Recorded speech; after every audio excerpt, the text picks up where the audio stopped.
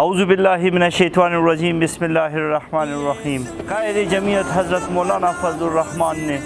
27 اکتوبر کو اسلام آباد میں دھرنے کا اعلان کر دیا ہے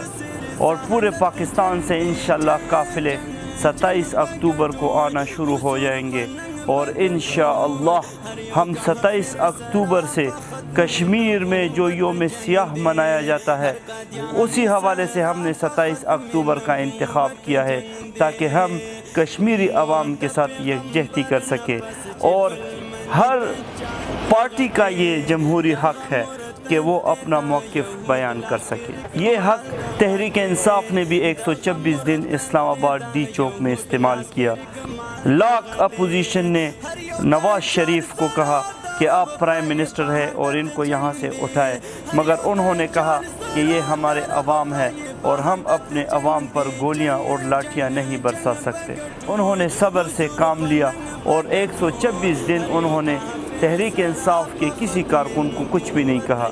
انہوں نے پی ٹی وی پر حملے بھی کیے، انہوں نے پارلیمنٹ کی عزت کو پامال کیا، انہوں نے پارلیمنٹ پر بھی حملے کیے، تمام سرکاری اداروں پر انہوں نے دعویٰ بولا اور انہوں نے حملے کیے، مگر نواز شریف اور مسلم لیگ نون اور اس کے اتحادی حکومتوں نے ان کو کچھ بھی نہیں کہا، کیونکہ تحریک انصاف کے کارکن یہ بھی پاکستانی عوام ہی تھے اور انہوں نے اپنا جمہوری حق استعمال کیا۔ آج جبکہ جمعیت علماء اسلام نے دھرنے کا اعلان کر دیا ہے اور اس نااہل حکومت کے خلاف اور اس سلیکٹڈ حکومت کے خلاف انہوں نے اعلان جنگ کر دیا ہے، تو حکومتی ایوانوں میں کلبلی مچ چکی ہے، اور یہاں خیبر پختونخوا کا وزیر اعلیٰ اعلان کرتا ہے کہ میں وعدہ کرتا ہوں کہ خیبر پختونخوا سے ایک بھی کارکن جمعیت علماء اسلام کا وہ اسلام آباد نہیں پہنچے گا۔ تو میں وزیر اعلیٰ صاحب کے نوٹس میں یہ بات لانا چاہتا ہوں کہ آپ کے پرائم منسٹر نے، آپ کے اپنے لیڈر نے، عمران خان نے فلور آف دا ہاؤس اپنی پہلی تقریر میں کیا کہا تھا کہ میرے دھرنے کے آدھے لوگ بھی دوسری پارٹیاں اکٹھی کر لیں تو میں استعفیٰ دے دوں گا، ہم اپنی حکومت گرا دیں گے، اور اگر کسی میں ہمت اور جرت ہے تو وہ اسلام آباد میں دھرنا کر کے دکھائے، ہم خوراک بھی دیں گے اور ہم ان کو کنٹینر خود مہیا کریں گے۔ آج جب جمعیت علماء اسلام نے 27 اکتوبر کو اعلان کر دیا ہے تو آپ لوگوں کی چیخیں نکل رہی ہیں اور آپ کہتے ہیں کہ ہم زبردستی اس دھرنے کو روکیں گے۔ انگریزوں سے لے کر 1857 کی جنگی آزادی سے لے کر اب تک علماء کرام نے بر صغیر پاک و ہند میں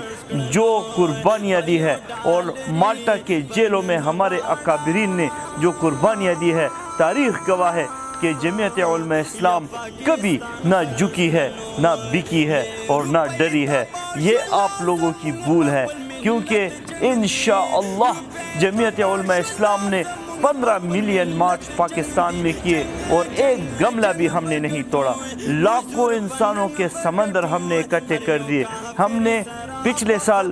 اپریل میں امام کعبہ کی موجودگی میں پوری دنیا پر واضح کر دیا، ہم نے عالمی اجتماع کر کے پوری دنیا کو پیغام دیا کہ جمعیت علماء اسلام پرامن لوگ ہیں۔ ہمارے انصار الاسلام کی جو ٹریننگ ہوتی ہے وہ اتنی زبردست ہوتی ہے کہ ہم کسی بھی مسلح تنظیم کے کسی شخص کو اپنی پارٹی کی وردی نہیں پہناتے، ہم کسی کالج کے طالب علم کو یا مدرسے کے طالب علم کو اپنی وردی نہیں پہناتے، ہم اپنے رضاکاروں کی اتنی تربیت کرتے ہیں کہ انہیں جب اپنا مخصوص لباس دیتے ہیں تو ہر طرح سے ہم اس کو پرکھتے ہیں کہ وہ کسی مسلح تنظیم کا ساتھی نہ ماضی میں رہا ہو، نہ موجودہ کسی تنظیم کے ساتھ ان کا تعلق ہو، اور نہ ہی کسی ایف آئی آر پر اس کا نام کبھی آیا ہو۔ ہم اتنی سنجیدگی سے اس بات کو لیتے ہیں اور ہم اپنے رضاکاروں کی ٹریننگ کرتے ہیں۔ ہم چندہ بھی اکٹھا کرتے ہیں تو جمہوری انداز سے کرتے ہیں، ہماری سیاست بھی جمہوری ہے، ہم مسلح تنظیم نہیں ہیں۔ ہم اپنا جمہوری حق استعمال کرتے ہوئے، اپوزیشن کا کردار ادا کرتے ہوئے، ایک ایکٹیو اپوزیشن پارٹی کے طور پر پاکستان میں الحمدللہ اپنا سیاسی کردار ادا کرتے رہے ہیں۔ اب بھی کریں گے۔ اور یہ حکومتی ایوانوں میں جو اضطراب پایا جا رہا ہے، جو ان کے اندر کھلبلی مچی ہے، یہ ان کا خوف ہے کہ جس طرح انہوں نے حکومت بنائی ہے اور جس طرح ان کا deputy speaker Qasim Suri 52,000 vote ان کے جعلی نکلے ہیں، ان کو یہی خوف لاحق ہے